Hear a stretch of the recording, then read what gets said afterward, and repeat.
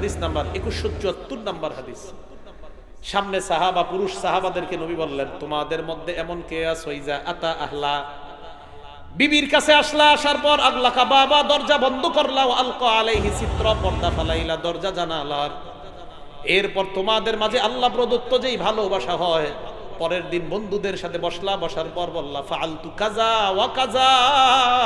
বন্ধুরা বলে, নতুন বিয়ে করলি কি খবর? আপনি বন্ধুদের সাথে একের পর এক সব বলে দিচ্ছেন।